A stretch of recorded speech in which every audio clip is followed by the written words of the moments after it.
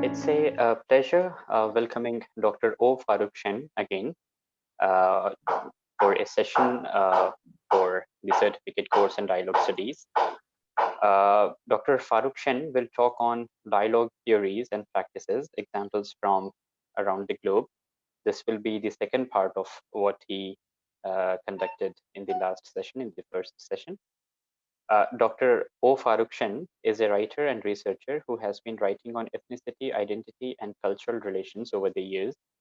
Dr. Shen's research interests include minority writers, cultural adaptation, linguistics, Asian American literature, and creative writing. You're welcome, Dr. Faruk Shen. You have up to 3 hours for the session, and it's totally up to you, however you like to conduct this session. So over to you, sir. Thank you, Basad.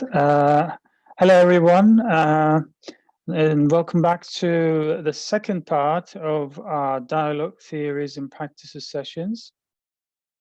It's nice to have you all again for hopefully a productive session. This week, we are going to talk about the practical side of dialogue. I can see familiar faces. That's good that we have more students this time than last. We will be talking about the practical side of dialogue, which means that we will look at the same thinkers, and then we will discuss their practices. How do they apply dialogue in their in real life? How do they contribute to the application of dialogue around the world?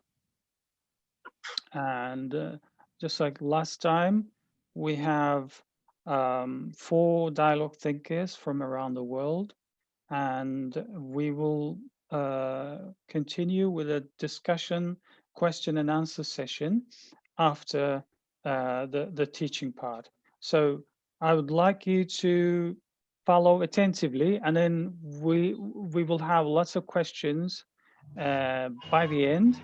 And please feel free to have questions on your mind, or you can write to me through the DM, and then I can answer your questions instantly during the session. So you don't have to wait until the question and answer session itself. So without further ado, I will start sharing the PowerPoint. Okay, let's see. Right.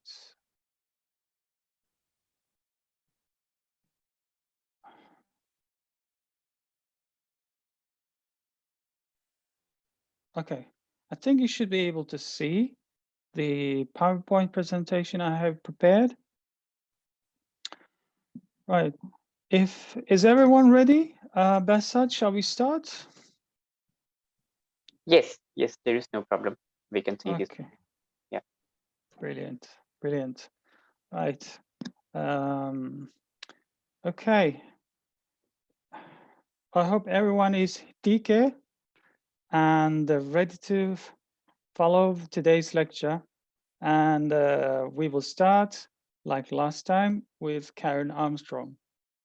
Now, to refresh our minds, Karen Armstrong was and is a dialogue thinker and practitioner from the UK, and she is known for her dialogue initiatives in terms of the Charter for Compassion and 12 Steps to a Compassionate Life, her book on dialogue, where she discusses the dialogic thinking of world, faith leaders and the like, philosophers, starting from Socrates to, the leaders of world faiths.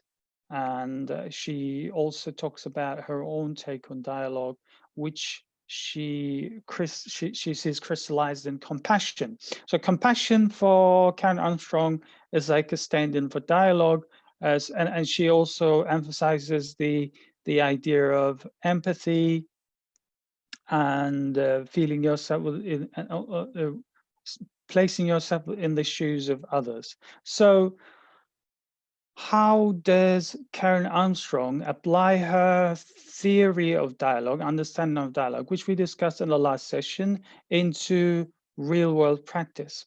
Now, it's important to know that Karen Armstrong won a TED award, which TED, TED Talks, where influencers go up and speak to an audience, and the sessions are recorded, and everyone can watch them through around the globe.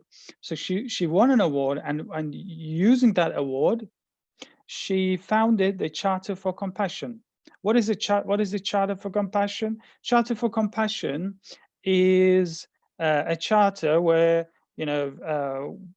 prominent faith leaders and dialogue practitioners signed, and after the signing of the charter, they applied the principle of compassion in their teachings, in their daily lives, etc. So Charter for Compassion is the very first practice of Karen Armstrong in terms of practicing her thoughts on dialogue. Charter for Compassion has had various different branches, mainly online and offline real-world applications. So online, Charter of Compassion has a lot of following on social media, including Facebook and Twitter and other social media applications, and lots of they keep updating their initiatives on social media, and people follow them, and they seek support from all kinds of organizations and individuals. Okay, and on the offline side of things, Charter for Compassion also supports different initiatives like Compassion Schools. And what is Compassion Schools? Now, Compassion Schools is a special kind of school influenced by Karen Armstrong's teachings on compassion and dialogue, where they have a normal curriculum, but they also have compassion as an integral part of that curriculum. Like they teach compassion in their schools, and these schools are opened in third world countries where children can't get quality education, and so they facilitate the education of children in those parts of the world. Excuse me. All right.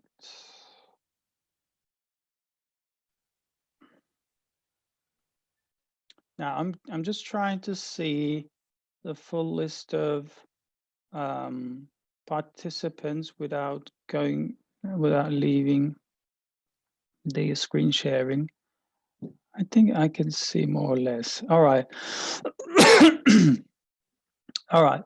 Okay, that's Compassion Schools. I don't know if they have any schools in India. I know they have some in other parts of the world. So apart from that, there are 80 cities, 80, not 18, which participate in Compassionate Cities program of Karen Armstrong. What is Compassionate Cities? Well, basically, cities around the world, they sign, this compassion, the Charter of Compassion, and then they pledge to be compassionate, to apply compassion and dialogue in the way their cities function. So basically, they pledge to be compassionate towards their citizens and in their initiatives. So 80 cities around the world, quite a large number, I think, which shows the influence of Karen Armstrong. Apart from teaching compassion in schools, founded by, through the Charter for Compassion Initiative, the 80 compassion cities, and this curriculum based on compassion. There are also organizations influenced by, Charter for Compassion, not necessarily founded by Karen Armstrong, but influenced by her. So what are these organizations? We have 20,000 dialogues. Now, 20,000 dialogues has been running for quite a few years now. It's an initiative founded by American Muslims who prepared certain documentaries, quite quality documentaries about dialogue. So the idea was to reach out to 20,000 Americans, regardless of faith, ethnicity, etc., and have them watch these documentaries and discuss these documentaries with them. So basically, they reach out to people, and then they go to those people, and in their houses they watch these documentaries, which the participants receive for free.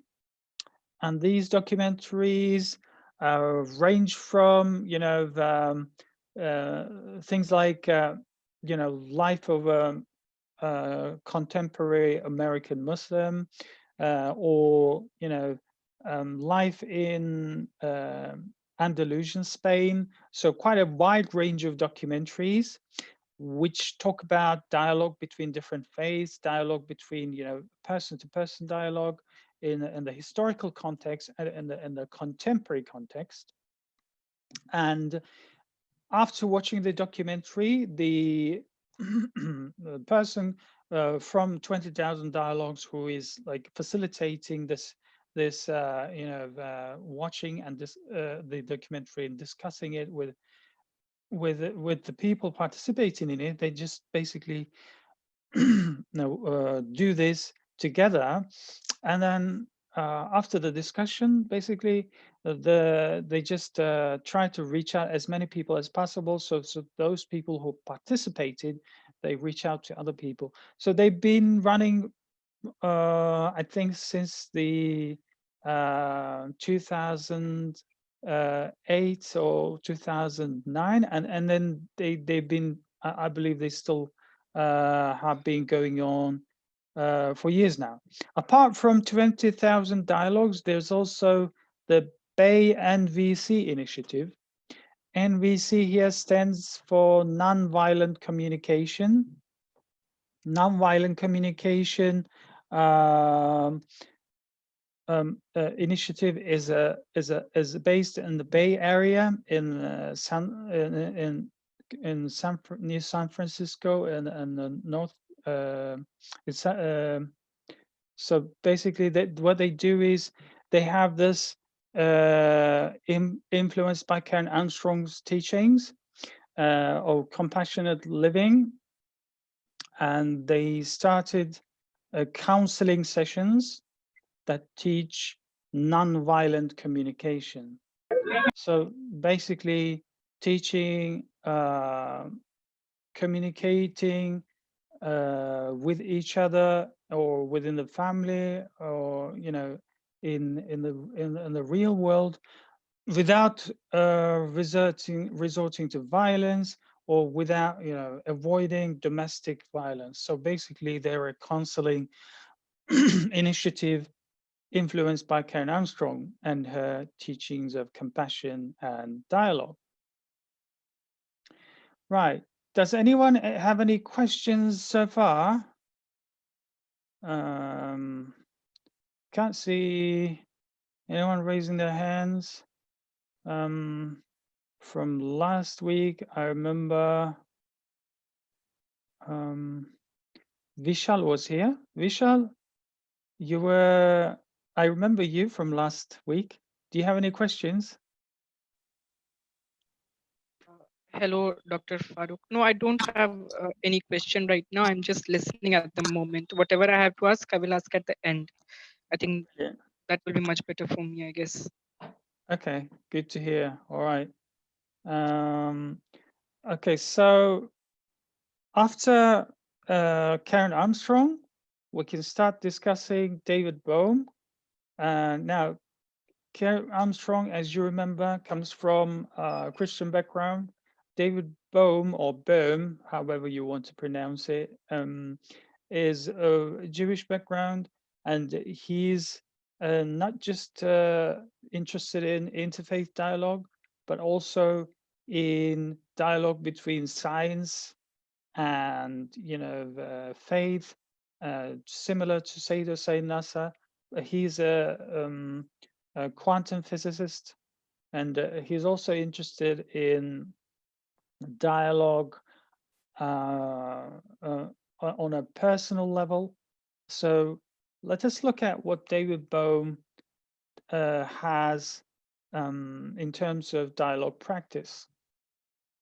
Now, Bowm basically had a huge influence in terms of dialogue, not only in academia, which we will talk about, but also in the day-to-day, on a day-to-day level, influencing how dialogue is practiced in examples like Conversation Cafe, and also is his teaching or his understanding and conception of dialogue still being practiced by institutes and other institutions like Marine Dialogue Group.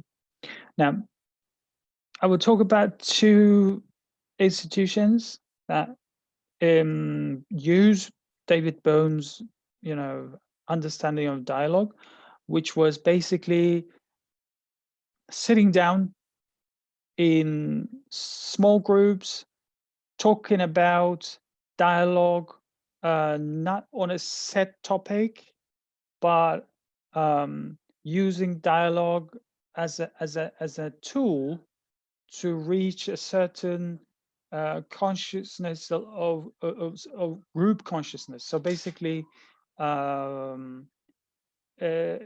practicing empathy, understanding the person in front of you, and putting yourself in their shoes.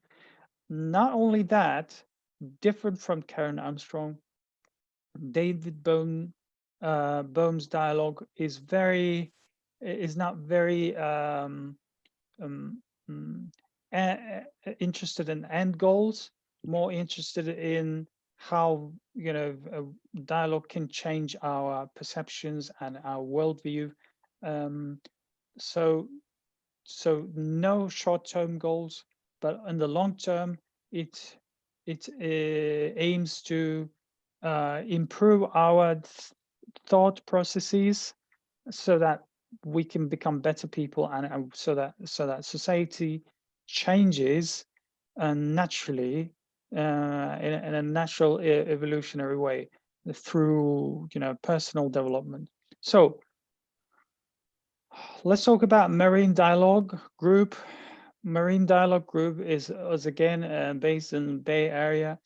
They consist of about 12 people, and interestingly, they necessitate group members to read Bowm's book on dialogue before participating in their dialogue activities. So basically, they're pretty focused on Bowmian dialogue.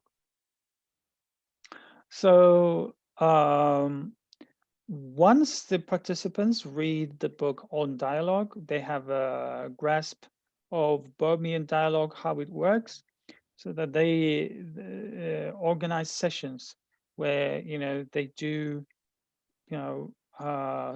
dialogue sessions where people sit down with a facilitator, and then they talk about no set topic. They just start discussing anything that comes to their minds, and they practice dialogue this way. And the participants don't know the social position of each other. They just engage in dialogue, and they try to gain this group consciousness, and they just practice empathy through this this practice of dialogue. So Marine Dialogue Group is just one dialogue platform which practices David Bowm's dialogue understanding, and St. Attilburger's Institute, which is based in the UK, is a similar. It does a similar thing where they have dialogue. People interested in Bowmian dialogue sit down and practice it around the table. Now, there is also this concept of conversation cafe practiced by different organizations, which is slightly different from Bowmian dialogue, but still it shows the influence of Bowmian dialogue in real world practiced dialogue. The conversation cafe differs from Bowmian dialogue in this way. So basically, in conversation cafe, they organize drop-in sessions. So people, anyone can join anytime. They don't necessitate you to read Bowm's book on dialogue, and because it's drop-in sessions, it happens more spontaneously, and that's the whole point of Bowm dialogue. It is spontaneous, it develops spontaneously, but this is even more so. Okay, and then because it's a cafe setting, so people are free to have coffee and tea, and then they focus on this kind of more informal Bowmian dialogue. Right. Now, we talked about Bowmian dialogue in terms of its applications in real life. How about its applications in academia and in books, in other authors who who use Bowm dialogue in a professional setting? And we have Peter Senge and Patricia Shaw, who are more interested in the organizational side of things, the organizational aspects of Bowmian dialogue. So these two authors talk about how to deal with changes in organizations. So when an organization changes course, new CEO comes, a new team takes over, how do we deal with change? How do we deal with such change, and how do we have a sensible dialogue with the people coming newly to the organization or a firm, a company, whatever, and then how do we make this transition as healthy as possible? So these two people, Peter Senge and Patricia Shaw, they used Bowmian dialogue, ideas from Bowmian dialogue, and applied this to how to engage, how to manage changes in organizations. So in their books, The Fifth Discipline and Changing Conversations in Organizations, they discuss how to deal with changes in organizations looking through the lens of Bowmian dialogue. Apart from that, we also have Parker Palmer, who is a personal development specialist, who was hugely influenced by David Bowm. And in the book, A Hidden Wholeness, The Journey Toward an Undivided Life, we have Palmer talk about how Bowmian dialogue can be applied to personal development. Now, you must be aware of personal development books. They talk about how do we improve ourselves, how do we achieve success in life, etc. So the personal development is a huge area. It is very popular. It has been popular for decades because people need encouragement and inspiration, and personal development skills personal development, this as a area has been influential on people in terms of improving themselves, you know, through various means for decades now, and this shows that Bowm has been influential not only on the ground level, you know, how to practice dialogue, but also on a very on organizational dialogue and also personal development in terms of dialogue. So he's been very influential in terms of dialogue. But has he founded any schools like Karen Armstrong? I'm not aware of any schools founded by him, although he has had some influence on educators as well. So yeah, that is more or less David Bowm in terms of his dialogue practice. What does anyone have any questions or comments so far? I can see Sokidilo from last week. Sokidilo, how are you? Do I pronounce your name correctly? Yeah, it's like more a little hard. Okay, That's so why they keep K before that. Sokidilo, is that correct? Yeah, more. All right. Too. Okay. All right. So do you have any questions so far from either Karen Armstrong or David Bowm? I mean, we try to focus on the practice, but if you have any questions about the theory side of things, please feel free to ask. How do people become a member of, like, about about Armstrong? Yeah? How do people become dialoguers or part of that dialogue, like volunteer kind of thing? Yeah. How to apply for that? It is very simple, actually. That's a very good question. Thank you, Sokidilo. It's Karen Armstrong Charter for Compassion is actually open to everyone. So basically, you could just go on any social media application, Facebook or Twitter. They have a page. So if you go look up Charter for Compassion on Facebook, you can find them, and then you can like them, or you can follow their activities and events. And once you do that, you might be able to ask them if they need any volunteers in any current activities they have.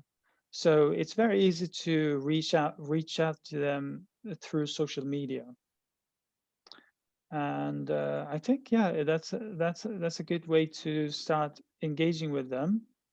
And I think that's a very good idea. I myself have been following their events and their initiatives for, I think, for years now, and they really put out some really quality work on social media, which you can follow.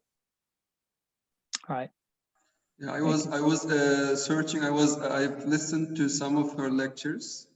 I read one book, actually, as I mentioned last time. I didn't know that she has inspired, like, she had these projects. Thank you for the information.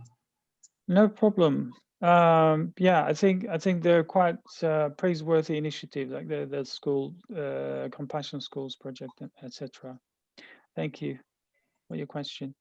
All right, anyone else has any questions so far? So far, so good.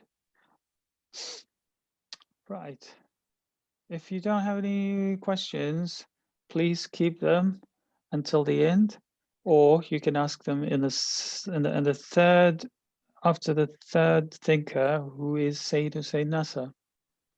Now, Sayyid Hussein Nasr is a Muslim philosopher who resides in the United States. He's from Iran, and he has been a very influential Muslim philosopher who is also a polyglot and a polymath. What does that mean? Polyglot means he's a multilingual person. As a polymath means he's an expert on a number of in a number of areas, so similar to David Bowm, really, or we can say Martin Buber. He is he's an expert in physics. He is a very important philosopher, not in terms of Islamic philosophy, but in general as well. He's got a couple of books on philosophy which I have read, which I have enjoyed very much. And he is a proponent of perennial philosophy, which has been spearheaded by people like Fridtjof Schorn, who talk about the unity of all world faiths in terms of how they came out. They in perennial philosophy, the idea is all world faiths, they come from the same root and they share similarities. So he is a proponent of perennial philosophy, and also he is very much interested in interfaith dialogue and intrafaith dialogue. So he's quite a well-rounded individual in that sense. Right, let's look at Sayyid Hussein Nasr's dialogue as a philosopher, right? So as a philosopher, Sayyid Hussein Nasr himself engages in dialogue in his books and in his engagement with other philosophers, whether they're past philosophers or, present day. So for example, in his books, he discusses other philosophers like Suhrawardi, who's an Iranian Muslim philosopher, who have his own understanding, his own understanding of philosophy, and Sayyid Hussein Nasr has been influenced by him. Teachings of Suhrawardi, and Suhrawardi has an idea of the influence of light on the creation. So basically, he believes that everyone has the light of God, but at varying levels. So on some people, light is reflected very dimly, on other people very brightly. So he's got this idea of light. So in that sense, Sayyid Hussein Nasr has been influenced by other philosophers. And as a dialogue practitioner, he also influences other people, other philosophers like William Chittig, who is an American academic, and these are his students. So Nasr had students over the years, and their students now they are prominent dialogue thinkers in their own right. So we can also talk about Nasr's dialogue through Sufism. Now, it is well-known fact that Nasr has been talking about Sufism in his books for years, and he believes that Sufism is the point of dialogue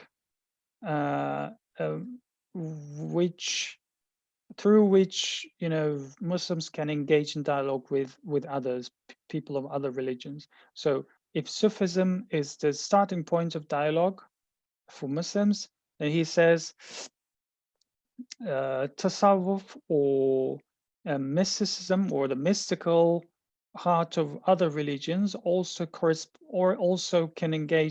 can be a starting point of dialogue with Islam, Christianity, Judaism, Hinduism, etc. So he believes that the mystical aspect of religion, or the spiritual aspect of religion, is the starting point of dialogue with others. So his dialogue through Sufism is reflected in his books. So he talks about Sufism in his books on philosophy, and he also has a book of poems, Sufi poems, and he has been talking on TV, on different TV channels about Sufism, about dialogue, and he is a very influential, proponent of Sufism, basically. He also gives university lectures. Now, let's remember that Sayyid Hussein Nasser is a professor, and he's very much an academic as well as a practitioner. So he gives lectures. So through these lectures, he's like, this is his dialogue practice, which means that he influences people through these lectures. I mean, his lectures vary quite widely. He talks about science and dialogue between science and religion in some of his lectures. In other lectures, he talks about, for example, the different spiritual traditions, such as pilgrimage in different traditions, how it is a means of dialogue, pilgrimage in the Sunni tradition, pilgrimage in the Shia tradition, pilgrimage in the other faiths.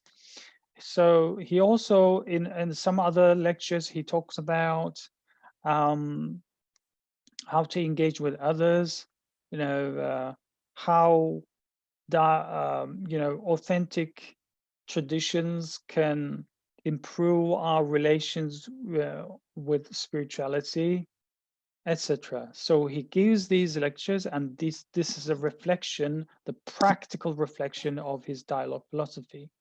So he just doesn't write books, but he's also a practitioner in that sense. And obviously, his interactions with his students and his teaching for over the years has been very influential, because a whole group of new dialogue thinkers have appeared thanks to Sayyid Hussein Nasser's efforts in teaching teaching philosophy and dialogue throughout the years. We will talk about these individuals in a minute. Nasser is also interested in intrafaith dialogue. He writes about, the Shia tradition. He writes about, aspects of Sunni tradition.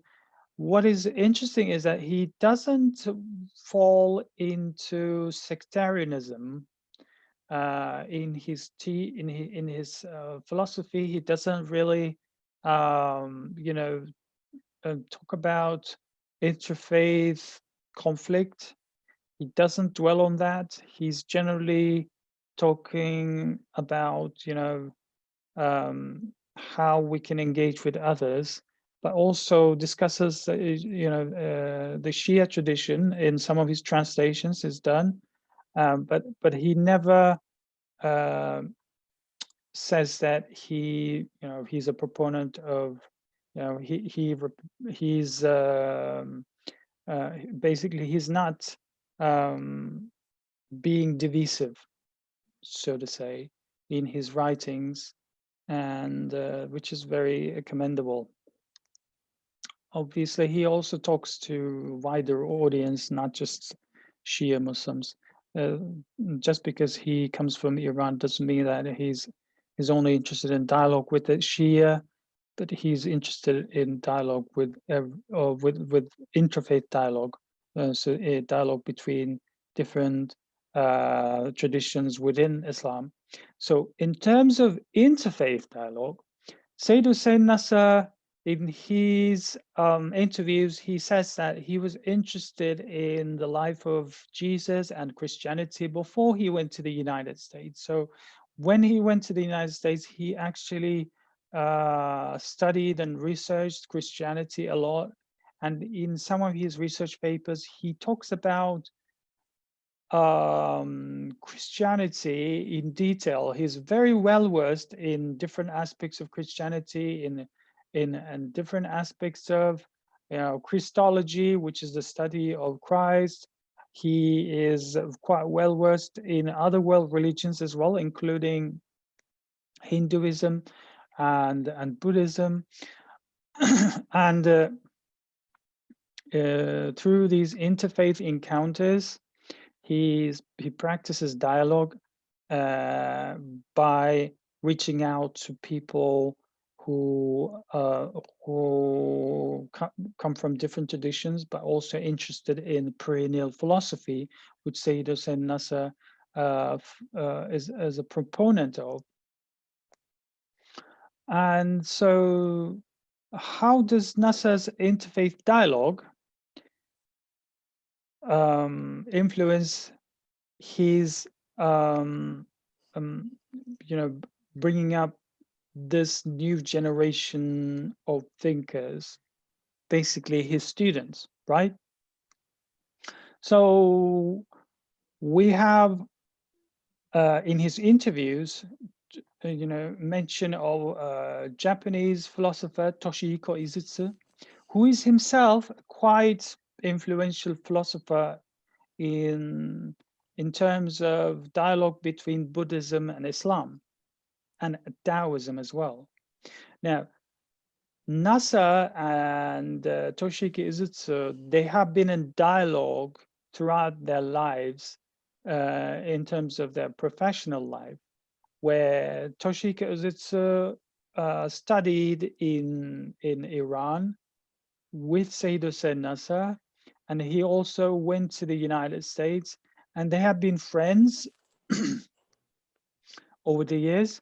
And this dialogue in practice, it can be seen in Toshihiko Izutsu's books on the relations between similarities between Taoism, Buddhism, and Islam. I would very much recommend Toshihiko Izutsu. He's quite a wonderful academic and thinker. He has a lot to say about these similarities between these traditions. And he even translated the Quran into Japanese 1 year after starting learning Arabic. He's quite a prodigy. He's quite an expert in languages as well. This is one person that shows Sayyid Hossein Nasr's practice in terms of practicing dialogue with other thinkers. How about his students? Sachiko Murata, who is also Japanese, is a student of Sayyid Hossein Nasr, and she developed a keen understanding of Sufism in terms of its dialogue with other world traditions and in terms of its similarities with Taoism. So similar to Toshihiko Izutsu, but with a more emphasis on Sufism. Sachiko Murata wrote several books on this topic. One particular book I would recommend is the Tao of Islam, written with T, Tao of Islam, which talks about the similarities between Taoism and Islam, and also looks at Sufism and Islam through the lens of the Far East religions or Far East traditions. It's a very eye-opening book. It's very interesting, and it shows the influence of Sayyid Hossein Nasr, because these students of Sayyid Hossein Nasr have been writing in a very professional, very philosophical way, very academic way on dialogue. In terms of topics, they're very similar to Sayyid Hossein Nasr's expertise, showing his influence on them. William Chittig, finally, I will talk about William Chittig. I have read William Chittig's books, couple of them on, especially one of them was quite a favorite of mine, on Chinese Sufis, basically, and the influence of Chinese, Sufism on Neo-Confucian thought and vice versa. Now, William Chittig is also a student of Sayyid Hussein Nasr.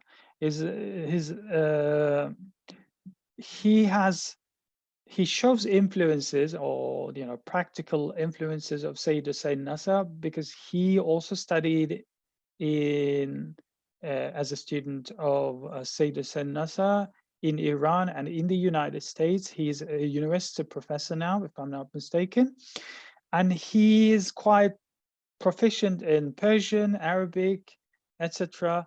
Just as Sachiko Murata is proficient in Japanese, Chinese, and and translate Chinese Sufi works into English. William Chittig translates Persian Sufi works into English. So he translated Mullah Jami's, one of Mullah Jami's books into English. And he shows quite a huge influence of Sayyid Hussein Nasr, because he talks about dialogue in terms of Chinese Sufis, how they engaged with the Taoists, Buddhists, and Confucianists of their time, and how they influenced Neo-Confucianism. It is a wonderful book. I think it's called Chinese Gleams of Sufi Light. I would definitely recommend it. It shows, you can see in that book the influence of Nasr on the teaching of dialogue and understanding of dialogue, and all these students of his, they are wonderful thinkers and practitioners of dialogue themselves. So apart from Nasr, they developed their own understanding of dialogue, and they developed so to speak, Nasrian dialogue, we could say. Right. So that's more or less Sayyid Hussein Nasr's dialogue practice. Do you have any questions so far? Anyone? Professor, I have a question. Sure. Yes. I'm listening. Mushtaq, My I'm listening. question is, yes, related to the perennial philosophy and Sufism. So you have read Sayyid Hussein Nasr, because again, perennial philosophy has different strands, and we have people like Shuan and Ananda Kuroswamy and others talking about it. But then how does one reconcile perennial philosophy with Sufism? Because again, Sufism is embedded and inculcated within the Islamic tradition. So Sure. Sufism is not something that's divorced from Islam, though there has been a trend in the West to divorce people like Maulana Rumi and others from Islam and try to construct Sufism as something parallel to Islam.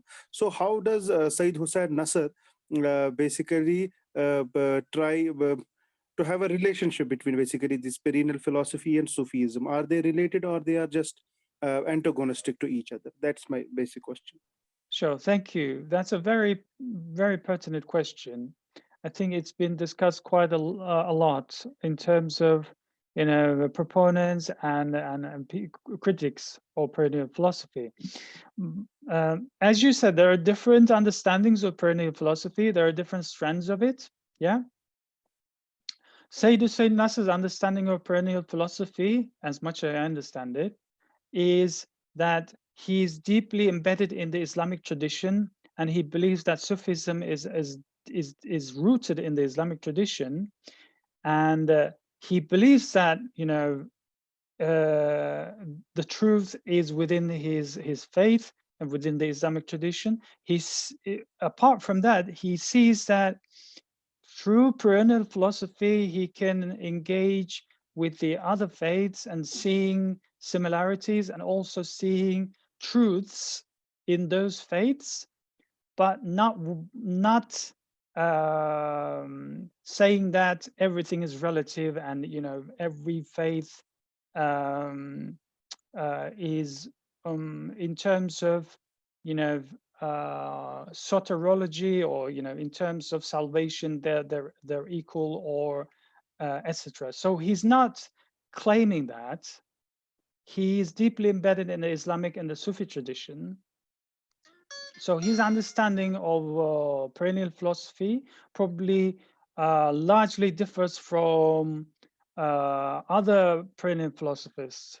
As you said, some Hindu, proponents of perennial philosophy, they may believe that every in this complete relativity, or any faith, or is the same, etc. Which is a very simplistic way of looking at perennial philosophy. But I understand that critics of perennial philosophy, they see that they think that that's all perennial philosophy is about. As I understand, although I'm not a proponent of perennial philosophy, I believe that it has a lot to teach, in terms of, I think reading people like Nasser and Fritjof Schoen is very helpful to see similarities. You don't have to be a proponent of, you don't have to follow perennial philosophy to benefit from it, to learn from it. But even though Nasser is, having said that, even though Nasser is a proponent of perennial philosophy, his understanding is quite different from someone else, for example. So he makes it very clear that he believes that he's deeply rooted in Islamic tradition, and he doesn't divide Sufism from Islam. And he just says that Sufism is a good connecting point that connects us to other faiths, or that we can. He's basically saying that Sufism can help us relate, can help us engage in dialogue with others, because mainly because practitioners of other faiths are very much interested in the spiritual and mystical aspects of Sufism, basically. So far, I could say that Nasser is quite well grounded in the Islamic tradition. And so that he doesn't see that contradicting his understanding of perennial philosophy. And I know that perennial philosophy is very criticized by some Muslim critics. And I know another student of Sayyid Hussein Nasser, or more like a colleague of Sayyid Hussein Nasser. His name is Joseph. I can't remember his surname. Joseph Lambert, who co-wrote the Study Quran, which is a new translation of the Quran with exegesis, with lots of explanations. And they have been criticized for being like turning that translation into like a example of perennial philosophy, etc. But just because Sayyid Hussein Nasser is involved doesn't mean that that translation of the Quran is a translation of perennial philosophies. Joseph Lambert himself said he's not a follower of perennial philosophy, but he has been influenced by it. So he's just he's also deeply embedded in the Islamic tradition. So that was a very long answer for me, but yeah, more or less, I think you knew lots of these things, but it's good to clarify that Nasser is deeply embedded in the Islamic tradition and sees Sufism as part of it, not separate from it. Thank you for your question. Any other questions? Thank you. Any questions about Sayyid Hussein Nasser or David Bowm or Karen Armstrong? Right. If we don't have any more questions, Okay, I'm not. Continue our discussion of dialogue practice after Sayyid Hussein Nasser with Martin Buber. Right. If you remember, let's refresh our minds. Martin Buber is known for his understanding of dialogue in terms of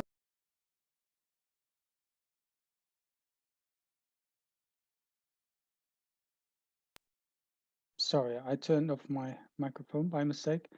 I thou meaning I am looking at dialogue in terms of a very personal relationship where I empathize with the other. I don't see it as it. The person in front of me is thou or you, not it's not a third person. So it's a very very much dialogue as an interpersonal relationship. And so how does Martin Buber's understanding of dialogue influence other people? Let us look at these examples. In terms of influences of his person-to-person dialogue, we have Hans Trüb, who is a psychotherapist, and he wrote a book on this person-to-person dialogue, and he says that Martin Buber's understanding of dialogue has been hugely influential on him.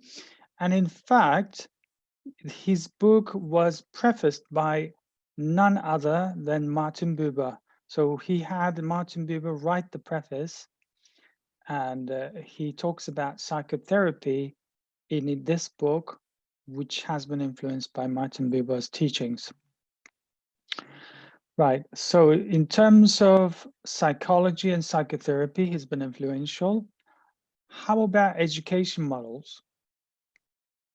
Martin Buber has been influential in education as well, especially caring, personal qualities in education, how to leave, sometimes the professional aspect of education, the teacher being a professional, being formal with his students. His teaching is basically, sometimes you have to be informal with the students. Sometimes you have to be, relate to the students in a way that is more dialogic than just being a professional doing his duty, getting paid, etc. So he has been influenced in that sense. Nell Noddings, for example, in his book about caring, has said that he's been influenced by Martin Buber. Aaron Schutz, the same way. And Julian Stern, in his book, The Spirit of the School, also mentions Martin Buber as an influence. Apart from these educationists, we see his influence in conflict resolution. Now, what is conflict resolution? Does anyone know? Anyone would like to chip in? Conflict resolution? No one in conflict resolution, good afternoon. I presume. Good afternoon. Conflict resolution is the solving of conflicts through dialogue. So basically, this can be either Dr. Faruk before Shen, or sorry. after Hello. the appearance of conflict, mostly after there's a conflict in an area, trying to resolve the situation through dialogue, not through arms, but through engaging with the different parties that have a conflict and try to mediate and try to reconcile their differences. That's basically conflict resolution. So he had his influence in the area of conflict resolution. In terms of openness and presence. So he says that you have to be open in dialogue. You shouldn't be closed. You shouldn't be always, formal. You should be able to engage with the other in a very sincere, very open way. And also you have to be present in dialogue. You should put all your mind to it. So these ideas of Martin Buber has been very influential in conflict resolution. Dr. Faruk And of Shen, course, excuse me. and that is, I think Hello. that was quite well discussed in the book, but influence in interfaith dialogue, he had a lot of influence in interfaith dialogue. How? One particular example is quite important. Jean Guiton, a Catholic theologian, he has been hugely influenced by Martin Buber. And now this Catholic theologian was part of the Second Vatican Council, which was a council on dialogue. And Martin Buber's ideas of I, thou was influential on Jean Guiton. And because of that, indirectly, Martin Buber has influenced the Second Vatican Council in terms of its results on the church's dialogue with people of other faiths.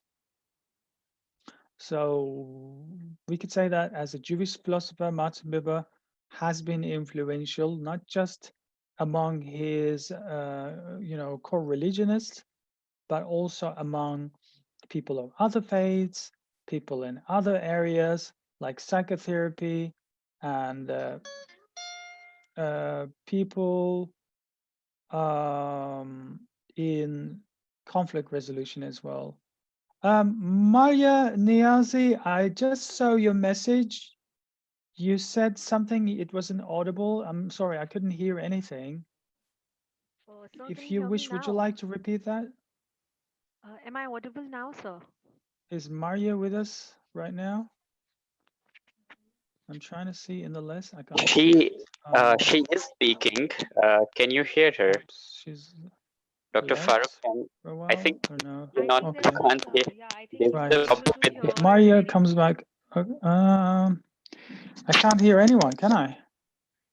Yeah, I am speaking as Why well, is that? and there's a problem with his with your headphone, I think.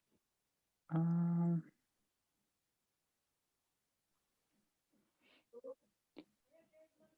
yeah. Can you hear me? I think he's not able to hear. There is some problem because Yes. Uh-huh.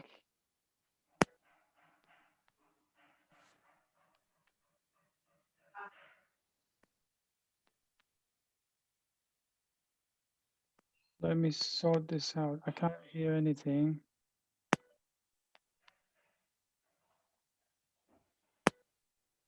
Um,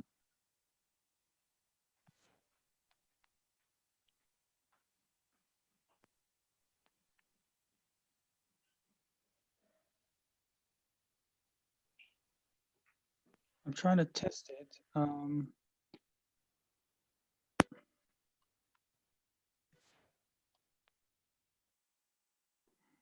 Okay.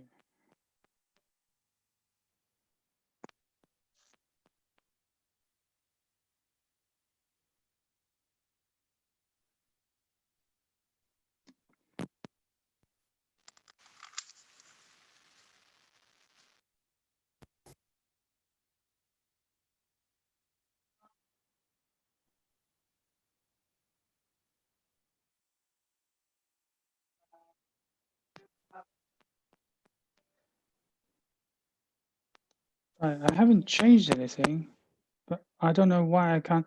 Do you guys hear me properly? Yes, we can hear you. So There you is no can hear problem with me, your voice. but But you can't. I can you can't hear me? hear you. Can you hear me now? Can you hear me now? I can't hear anything. That's odd. I can see you talking, but I can't hear. Can you remove your Hmm, headphone? I don't know. what There's a the problem with your headphone, most probably. That's an interesting problem. Last time it was okay. Is it something to do with the settings of the headphone?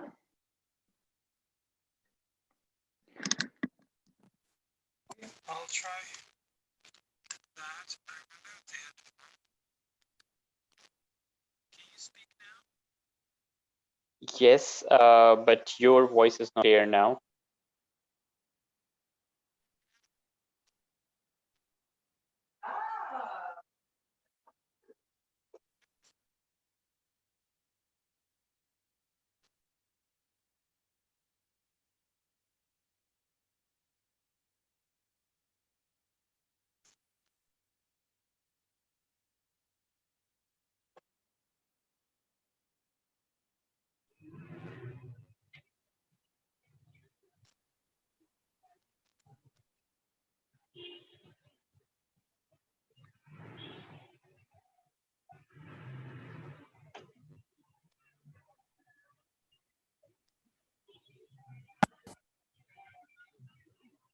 I think I can hear you. Can you hear me now? Yes, I can hear you now. Okay. Now you can Okay. hear me, right? Yes, yes. Uh-huh. For some reason, it didn't work. Right. I just plugged it back in. It's working properly. Yeah. Mm-hmm. Sorry for Maybe. that interruption. Maria, did you have something to say? I'm very sorry. I didn't hear you last time. No, that's absolutely fine. So actually, in the beginning, you were just asking that, if anybody knows the meaning of conflict resolution. So that is why I just wanted to like give an answer, but you have already explained it Sorry. because I've done the course in conflict resolution only. So I just wanted to share, but that's absolutely fine. All right. Sorry about that. If Thank I you had so much. heard No, no, you, sir, not a problem. yeah, I didn't hear you at all. Yeah, that was because of that. Thank you, Maria. And so, yeah, all I was saying is Martin Buber had influence on the Catholic faith and Catholic theologians, and also influenced the Second Vatican Council on dialogue. All right. Okay. So that's Martin Buber. I think I already talked more than an hour, which was, yeah, I was just planning to do a 1 hour session. It's more than an hour now.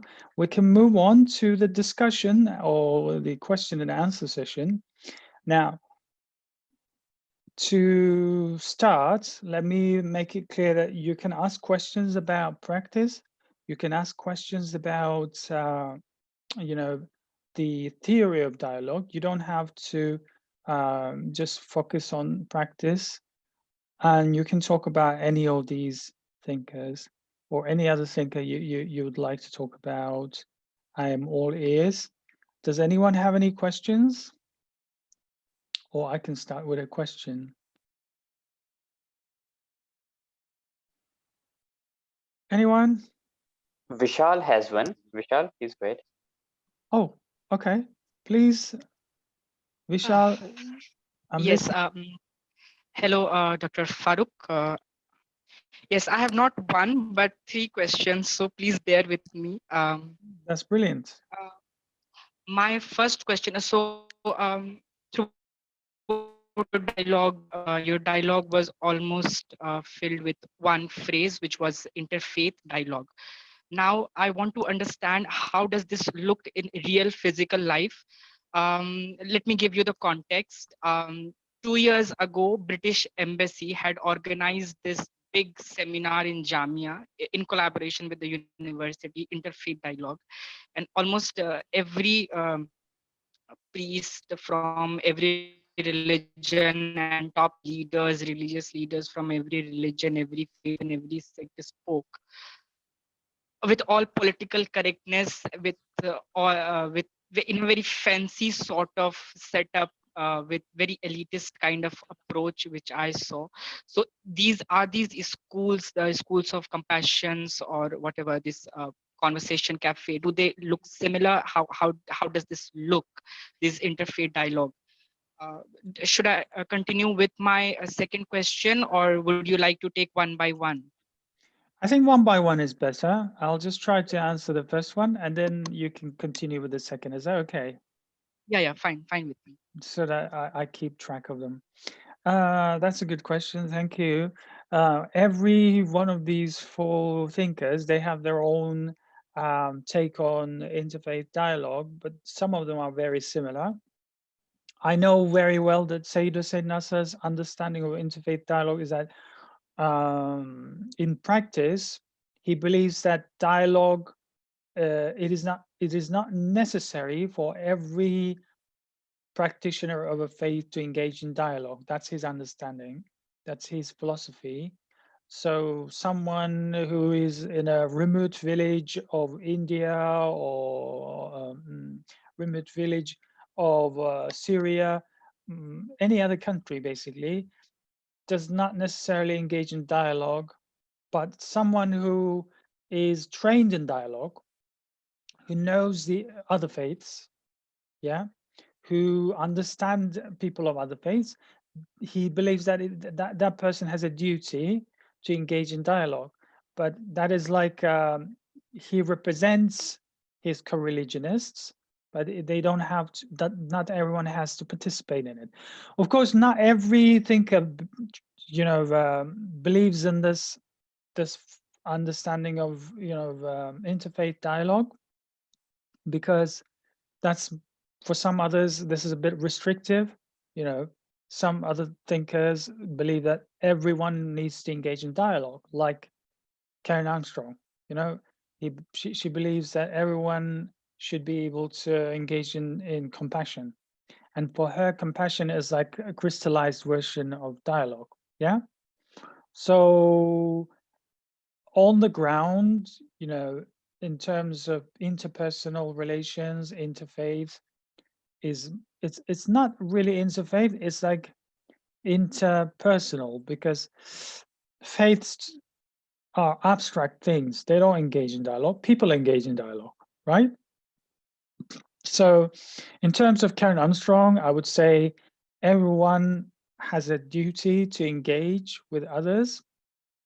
Now, the important thing to remember, though, interfaith dialogue for none of these thinkers mean proselytization or converting the other, etc. That's not the definition of dialogue. That's more like I don't know, for Christianity that would be evangelism, or for Islam, dawah, etc. That's a different thing. That's a different dialogue. Is more than that. It's not about trying to convince the other. It's more about sharing different ideas. Everyone remain in their own faith, in their own tradition, but learning from the other tradition, learning from the other person, and learning to empathize, understanding our common humanity, that we are not just people belonging to Hinduism or Islam or Christianity. We are human beings. So that is the end goal of dialogue. So in terms of practice, Martin Buber, for example, we talk about Karen Armstrong, Sayyid Hussein Nasser. Martin Buber, Buber's understanding of on-the-ground dialogue is that people of faith can sit down and talk about their differences. But even when they talk about, so for example, Martin Buber has a very interesting example where he talks about a Catholic theologian and a Jewish person, and they have a conflict about the nature of Jesus. And then he's very the Jewish person is very has problems with Catholic theology, for example. But then after talking about this conflict, getting angry, they look at each other's eyes and they see humanity in that. and that they reconcile their differences, they embrace each other. So he believes in a very personal, very emotional kind of dialogue where we can talk about our differences, and after talking about those differences, we can release the tension by embracing each other as two human beings. You know what I mean? So in terms of human to human, interpersonal, interfaith dialogue, these are some of the examples I can give. In terms of David Bowm, he was in fact maybe one of the most one of the thinkers we discussed that is most engaged in this kind of interfaith dialogue, because he was engaged in interfaith dialogue with the Dalai Lama and the Jiddu Krishnamurti. Obviously, Jiddu Krishnamurti did not belong to any faith, but he was at one point he was asked, "Are you a Muslim? Are you Hindu? Are you a particular religion?" He just didn't say anything, right? So, but we can call it more interpersonal dialogue. But in terms of Dalai Lama, who is the leader of Tibetan Buddhism, he had years of dialogue with him, and his practice of dialogue, it would just be sitting with him talking about Buddhism or philosophy, etc., in a very through sincere exchange of ideas, trying to learn from the other. Does that answer your question, or you were seeking something more particular, Vishal? Yeah, it does in some way. I'm seeking a clarification, and I'm asking my second question also. The Okay. clarification.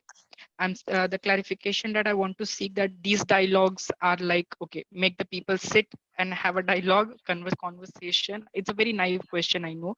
Or these dialogues happen in different forms, like, in everyday forms of conversation, or let's say people are writing about these differences or conflicts in lecture halls, in seminars, because that is what I always see, that whenever you have an interfaith dialogue, you organize some seminar or symposium. In physical forms, what are those forms where these dialogues are happening? That is the clarification. My second question is, what is the algorithm of a dialogue in a situation of a conflict? I know what are the virtues that the practitioners should have, or the people who are engaging, like empathy, the tendency to understand the other person, the other these things. But what's the algorithm for a dialogue, to engage in a dialogue? That's my second question. Right. So you're basically asking the algorithm of dialogue in a conflict situation. Could you elaborate that? What do you mean by algorithm, and what do you mean by dialogue in conflict?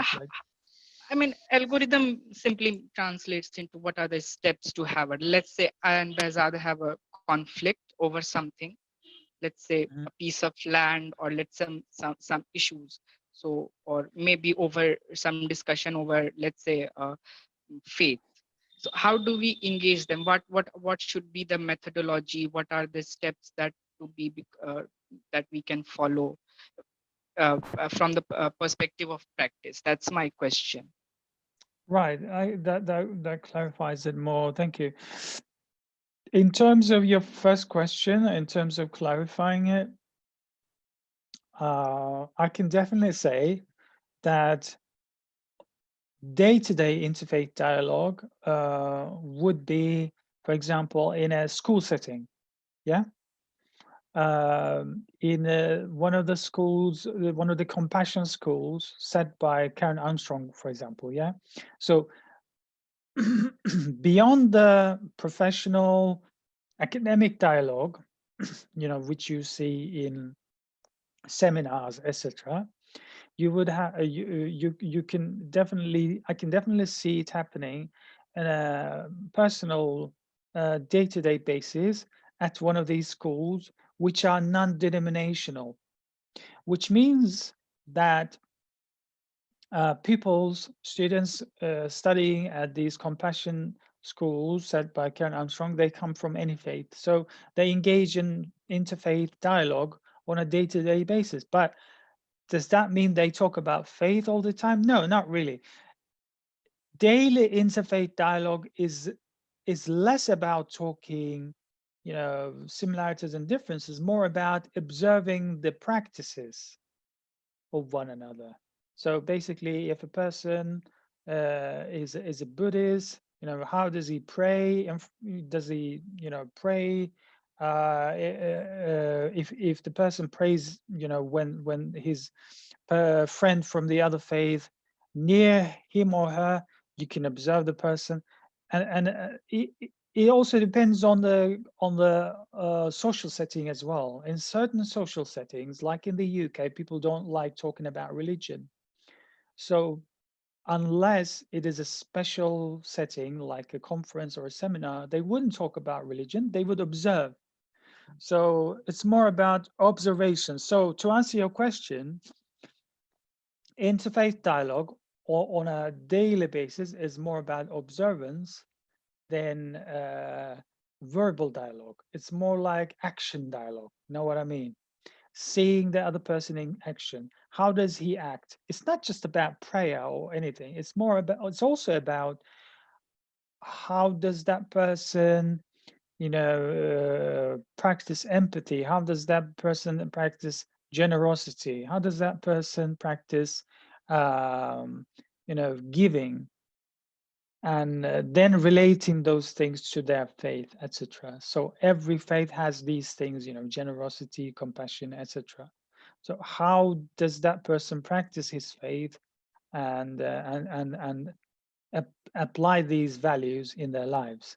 So I think among all these thinkers, Karen Armstrong, he has, more his understanding of dialogue has more chance to be practiced in an interpersonal level at her schools, I believe. Now, in terms of your second question, the algorithm of dialogue. Now, we talked about Martin Buber's influence on, dialogue in conflict resolution. Yeah, as I said, the steps are basically the first step starts before conflict, so we could talk about pre-conflict dialogue, where through dialogue, different parties try to avoid conflict altogether. So before any conflict arises, they talk about possibilities of conflict and how to prevent it from happening. So that's peace resolution. So without any conflict. If conflict happens, they take another step. They try to stop the conflict as quick as possible by bringing the two parties or three parties or multiple parties around the table and have them talk their differences and try to resolve their differences around that table.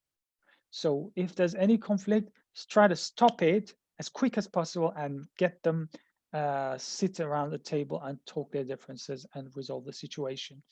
So that's another step. If the conflict continues, then bring in another third party, someone who is like an expert in dialogue or conflict resolution, and then have that party or that group, that person, talk to them and resolve their differences, like an authoritative person, like who know the two parties quite well, and he knows or they know their differences and similarities, and they try to resolve the situation. So I believe these are the main steps of how we can use dialogue in terms of conflict resolution and the algorithm of dialogue in terms of conflict. I hope that answers your question. What was your third question? Hello, sir. Yeah, that clarifies my confusions. I will let my fellow question. They pose my questions. I would not monopolize the session, I guess. It's up to you. If you like, you can keep that question in mind, and you can ask it later on if you want. Thank you. Yeah. All right. Let's see if there's any other questions. If not, I can have your third question actually. Yes, Bali wants to ask. Muhammad Bali to ask a question. Okay, why can't I see the questions, or is it just sent No, to no, you? he has raised the hand, and only the host can see it. So Oh, yeah. all right, no problem. Okay, Sir, my Muhammad question is Balik. Yes, sir. Thank you for this opportunity. My question is based on what we studied today in the class. So, as a student of international relations, I did study strategy and negotiations for peace. So, I would like to understand, in case of a conflict, which of these theories that we've discussed today would be the best ones to solve? You mean which of the dialogue theories we discussed today would be most instrumental in conflict resolution? Yes, sir. Okay, thank you for your question. I would say since he had a huge influence in conflict resolution, Martin Buber and his understanding of dialogue of I Dao would be the best option, because basically he's been influential in conflict resolution, and he's influenced experts in conflict resolution for years, and his understanding, his concepts of openness and presence are key to conflict resolution now. So I would say definitely Martin Buber, and obviously the other thinkers would also be, helpful in terms of any conflict resolution, but in particular, I would say Martin Buber. I hope that answers your question. Do you have any other questions? No, sir, no. All right. Okay. Thank you, Mohammed. Hi, sir. I have a question. Hi. Yes, thank you for your session. So I'm my listening. question is actually very basic, and like I'm really you said that how Buber's theory can be applied to psychotherapy, and also the whole notion of I and thou. So can you just elaborate on this particular part? Like, what does it mean? Like that the concept of like whatever in a dyad, because dialogue is it happens between two people. So what is this whole idea of I and thou, and how can it be applied to a context of psychotherapy? Sure. Thank you for your question.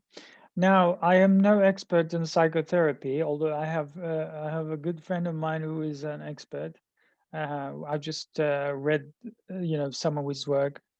But in terms of I-thou dialogue, I can try to explain it.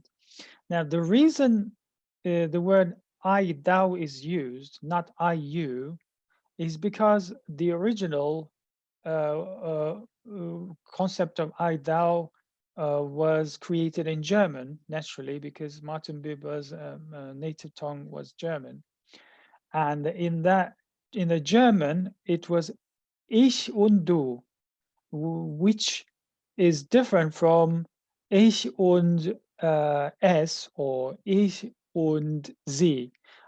Ich und du, I and thou, as in Old English, thou, represents the informal second personal pronoun. So even from the get-go, you can tell that we're talking about a more personal relationship, not a formal one, not a detached one, but a very personal, very involved dialogue. And Martin Buber does not say I and thou is a substitute for I and you. more like a substitute or I and it. So the person we're talking to is not is not referred to as in the third person, because we are looking directly in their eyes. We are not seeing that person as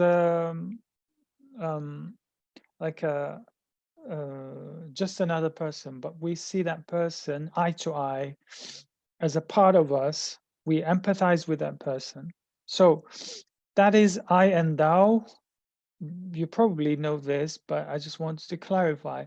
But in terms of psychotherapy, I'm afraid all I know is psychotherapy is very helpful in treating certain psychological issues, and I believe that I and thou would make it make it more beneficial for the patient if the professional, the psychotherapist, leaves the professional, his or her professional title behind for a moment to be able to engage with the patient in a more personal, informal way.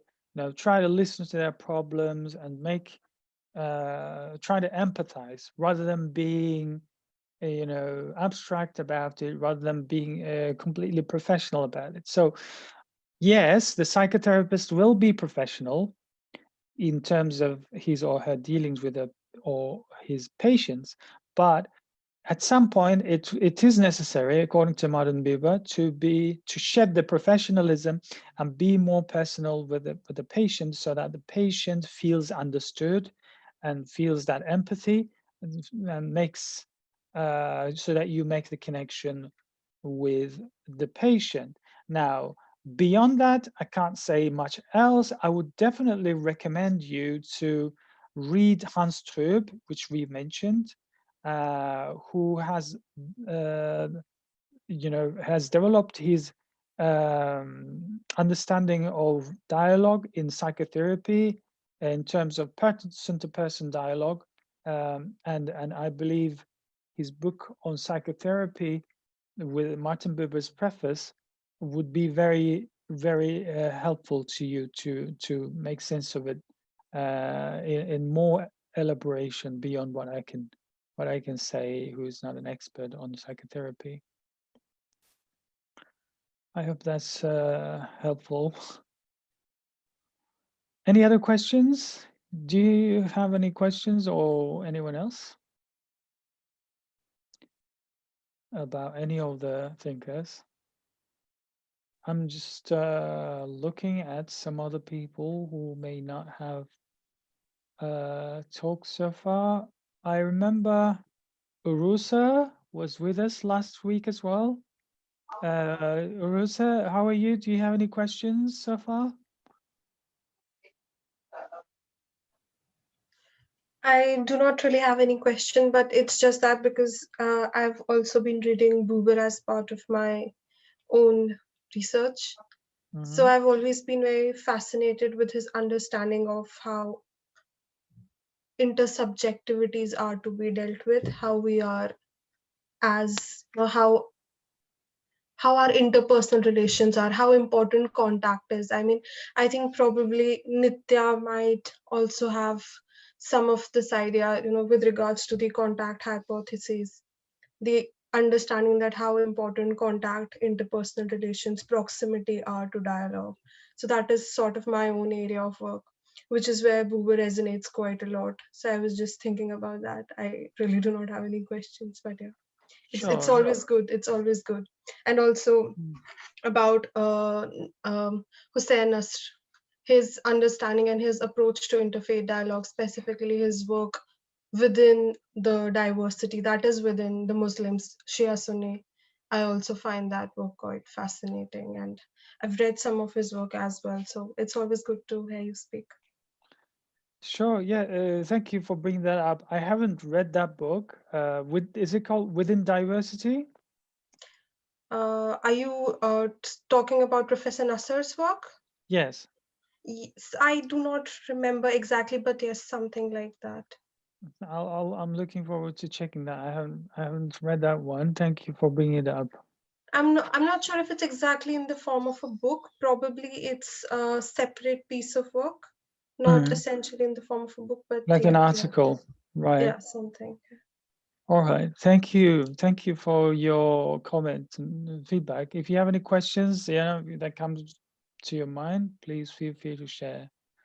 Sure, sir. Thank you. Thank you. Right. Anyone else? I see Ziaul Haq, who's also joining us. How are you, Ziaul Haq? Hello, sir. I'm good. Thank you. Do you have any questions? I don't know. Not really, sir. I was listening. All right. Questions and answers. I hope you've been finding it useful for your work, for your research and studies. Yes, sir. It is, sir. It is useful. Good to hear. Especially, sir, for my PhD work, it is relevant to my PhD work because I'm working on religion and particularly religious economy. So I find these kind of studies very much useful for my work. That's very interesting. Religious economy.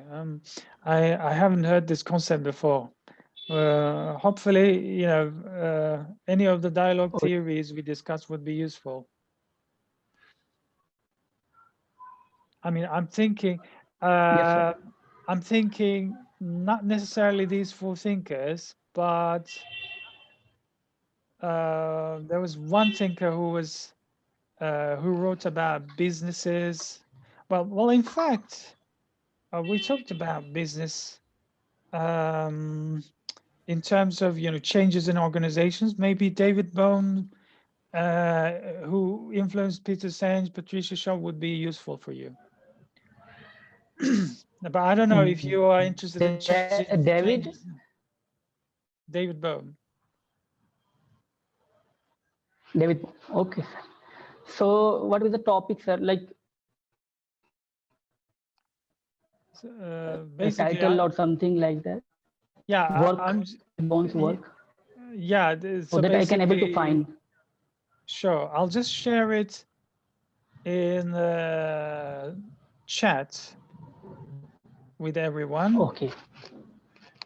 There's two books which are called The Fifth Discipline and Changing Conversation and Organization. So basically, these are two separate books which were influenced by David Bohm's dialogue understanding. They're about how dialogue can be useful in business. So since you're doing your PhD in dialogue in economy, if I understood correctly, these might be useful. But just don't take my word for it. Look at the abstract. If you think it's useful, you can read it. If not, don't waste your time because you need to focus in your PhD. I know sometimes my teachers used to recommend the books and that wouldn't be very relevant. So make sure it's relevant. Like relevant. This title look like relevant, sir. I will go through it. Okay. All right. Okay. Thank you, good sir. luck. Good luck with your PhD. I'm sure. Thank you very much. You will be successful. Thank you. All right. Any other questions or comments? I can see another Ziaul Hassan. Would you like to say anything, Ziaul Hassan? Yeah, hello, Mr. Farooq. Yeah, it was really nice to hear you again, second time. Nice to see you too. With this informative session. So actually, I don't have any such question, but I just want to know one thing, means how these theories can become into practical aspects. Means you talked about the dialogue practice and all. So if someone wants to be a practical dialogue practitioner, so how can this be possible? So can you throw some light on it? Just want to know. Sure. I mean, what do you mean by dialogue practitioner? Like someone who works at a dialogue organization, or someone who, I don't know, or what kind of dialogue practitioner, like in what setting or area? In general, I'm talking about in general means who works for this conflict resolution and all. Okay. Well, I think in terms of conflict resolution, all these dialogue thinkers would be helpful, but as we said, David Bowm and Martin Buber's thoughts would be more useful, since especially Martin Buber talked about conflict resolution, or his work influenced conflict resolution. So how do we use these things as dialogue practitioners is definitely up to the person, how much they can integrate these thinkers' thoughts in the practice. What they can do is they can teach, they can convey these dialogue thinkers to the people they're engaging in dialogue with.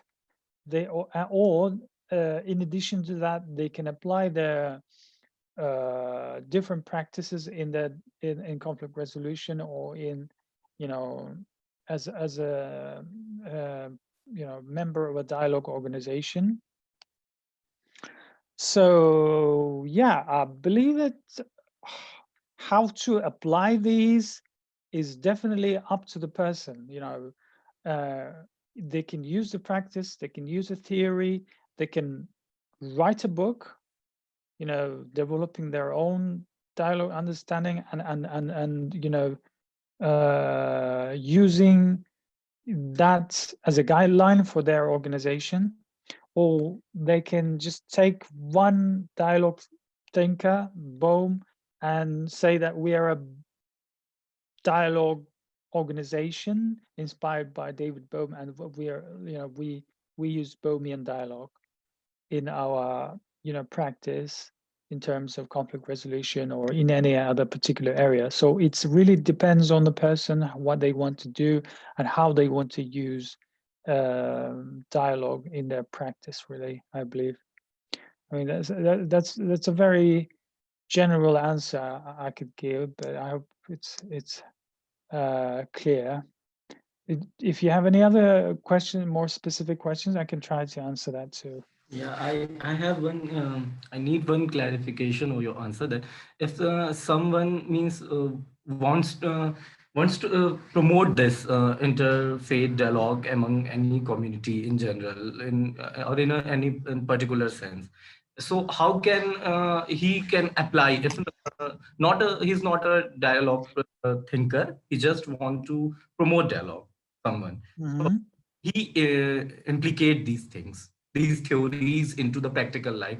And you said one example that he can write some books, but if the situation where no one is tries to read that book, means no one wants to read that book, then how can this be possible? So I just want yeah, that's the predicament of any author, isn't it? Because you don't really know how many people are going to read it. It's a mixture of advertisements and interest. But yeah, that was just one example. But are you saying interfaith dialogue or dialogue in general? And do you it's mean interfaith dialogue? Okay, I would say in terms of interfaith dialogue, I think the person or individual who wants to be a dialogue practitioner must make sure that his dialogue should not be confused with trying to convert others to his thought, thinking, etc. He or she needs to make sure that he makes it clear that dialogue is a means of understanding the other and creating peaceful, harmonious relations.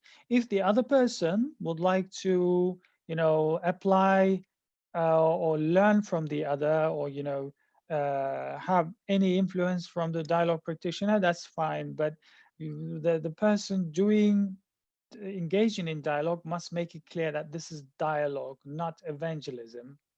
So that has to be like the premise, or if the person wants to do evangelism and dialogue, that he's free to do so, but he needs to be clear, you know, in the beginning, what his principles are, what his understanding of dialogue is, you know. If he wants to, you know, if he makes that clear, it will be much more helpful, so that the other parties engaging in dialogue know what they're going into, right? So that's one thing. Secondly, a dialogue practitioner should be clear on in which areas they're going to operate, right? There could be, that could be conflict resolution, that could be, you know, intrafaith dialogue. So, or all of these things. So you need to also make it clear that you are working in all these different areas, or one area, right? So in that sense, these two things, a dialogue practitioner can apply in their practice from these dialogue thinkers, or from the practice of dialogue. Thirdly, a dialogue practitioner should be consistent. So basically, you can't start as a dialogue practitioner and turn into you know, someone who is anti-dialogue, or against, you know, engaging in dialogue with a particular group or ethnicity. You can't be racist and dialogue practitioner at the same time. You can't exclude people. So dialogue is more about being inclusive, you know, embracing other people regardless of differences, you know, seeing the common humanity of all of us, you know, beyond our faiths and cultures and, you know, ethnicities, beyond, you know, Islam, Hinduism, Buddhism, etc. We are human beings first, then we come from a certain nation or culture, we have a certain faith. So that's also another thing that a dialogue practitioner must keep in mind. So he should be open to everyone, you know, open the doors to everyone, you know, not necessarily meaning, you know, he has to embrace everyone's ideas or everyone's faiths. No, a dialogue practitioner is someone who is well-grounded, you know, is knowledgeable about his own philosophy or faith, but he's also very keen to share. He's also very keen to learn from the other person's culture or personal experiences or faith. So I would say these 3 steps would be very useful for a dialogue practitioner to establish himself or herself as a dialogue practitioner. I hope that answers your question. Yeah, thank you. Thank you myself, Ziaul Hassan. Anyone else would like to chip in, say anything about dialogue? I'm trying to see who hasn't spoken yet or would like to say anything. We have quite a few people who hasn't spoken yet. Ubayrul Haq, are you with us? Oh, I can't see the full name. I'm sure it's Ubayr. Do you hear us? I can't. Huh? Is just listening? Yeah. Okay. All right. No problem. Ubair, are you there? If he's not available, that's fine. If he wants to ask any question later on, we're all ears. Tawsif, can you hear us? Very much, Doctor. Good to see you. Nice to have you with us. Very much. Would you like to say anything or comment or ask anything? I would actually like to thank you for having this session, because for me it was just an observation for understanding the dialogue from various perspectives. You spoke about different authors, different people having the perspective on dialogue for interfaith, interfaith dialogue with perspective to their understanding of what Bowian dialogue is. So I mean, every individual has his own perspective of dialogue, but end of the day, the bottom line is have a dialogue. So have a dialogue to resolve your matters. So that's the best way to look at it. So I have my own reflections that I put down in a piece of content that I put just now. So I'll share that accordingly to you. Please do. Thank you so much. Yes, and I totally agree with you. You know, having dialogue is like the main thing, isn't it? The main reason, you know, we are here, and it's just something that anyone, you know, interested in dialogue should focus on. And as you said, everyone's conception of dialogue can be different, and that is fine. I mean, we're talking about, you know, how we can learn from these dialogue thinkers and practitioners. But for some other people, you know, dialogue can mean, you know, something else. That is fine. That's their own understanding. And I also would like to clarify that there's nothing wrong with, you know, sharing your faith with the other person. That's fine for me. You know, dawah, evangelism, etc. As long as the people involved in it are aware of it, you know, they know that they're in they know that they're going to be, you know, preached about a certain faith, etc. So we need to be clear about our intentions. We need to be clear about our aims. But dialogue, as we understand it from these dialogue thinkers, is more about empathizing with the other, learning from the other, and sharing ideas. It's not a one-way thing. You know, you just talk about your own culture, you impose your culture on the other. No, you learn from the other culture, you learn from the other traditions, you learn from the other faith, and then you share what you have experienced, and the result is mutual empathy, mutual understanding. The whole idea of dialogue is mutual understanding, and so that we have a more harmonious society, more harmonious relationship with others, so that we see the other person not as the other, but as another human being, as part of the family of humanity.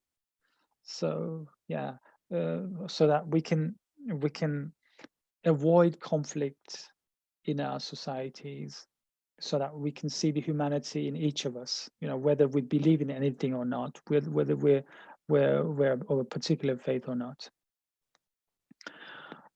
Anyone else would like to say anything? Or, you know, if you ask a question, don't be shy. You can still ask another if you have anything on your mind. Looking at the other people that probably haven't spoken yet. Anyone would like to say anything who hasn't spoken?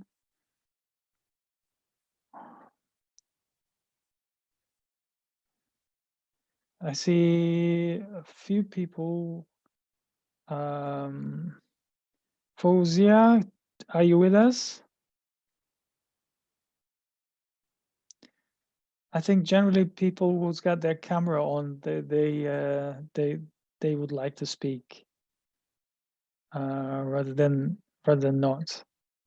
Okay, if we don't have any more questions, we can conclude the session here. It was wonderful to discuss this, you know, dialogue in terms of practice today, and I hope you have found it beneficial. If you have any questions, you can also ask through Basat, and I can try to answer through email or through messaging later on.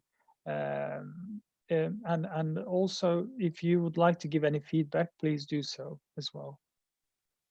Besat, I think we're more or less done here. Thank you so much. Yes, thank you so much, Dr. Shen, for joining us for the second session today.